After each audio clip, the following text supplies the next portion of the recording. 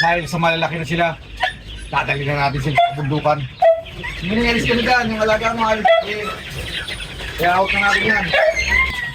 Bago natin dali sa kabundukan, babaksinin uli natin. Ibo-booster shot na natin to. Yung mga lalaki na nakatira doon sa pinamigay natin, mga buhay. Yan na si Mingmining, papasok na. Yun, pupunta na doon sa alaga ng kayupan. Ayun yung binabantayan niya, malalaki na. Hindi na nga siya nakikipaglaro ngayon. Takot na siya. Pagpaalam ka na dyan, Mingmining. Kasi iaalis na yung alaga mo. Ang kagandahan lang dito, pag yung alaga mo may vaccine, sakaling magkasakit man sila, 2 hanggang 3 beses mo lang painumin ng gamot, maaaring gumaling na agad sila. Ayun ang kagandahan doon. At hindi sila tatamaan ng malala. Hindi gaya ng walang vaccine. 1 linggo mo nang pinainom, di pa gumagaling. Ayun ang pinakantip lang ni Mr. Peps. Dahil sa 2 months pa lang naman sila, 0.3 lang ang ginagamit nga pala ni Mr. Peps dito. Tapos na tayo mag-vaccine. Ito na nga yung nabaksinan natin. Dadali na natin ito sa kabundukan.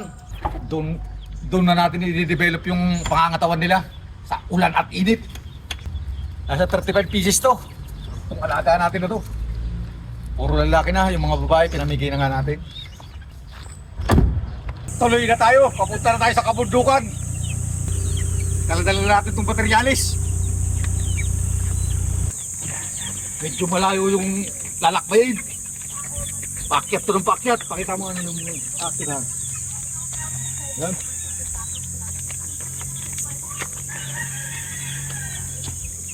Dahil sa kagustuhan natin maging ganito, kahit tayo nahihirapan, tuloy lang ang laban. Bagamat malayo pa yung ating lalakbayin, pero patuloy-tuloy naman tayo naglalakad. Baka maabot natin yung ating pupuntahan. Hindi natin pakakawalan to.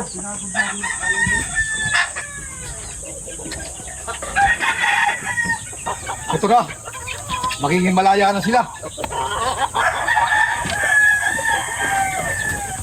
Dito na. Pangalawa.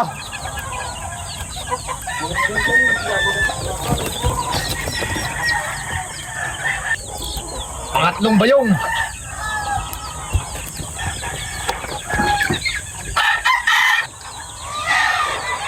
Ito, lamang na yung boy nito.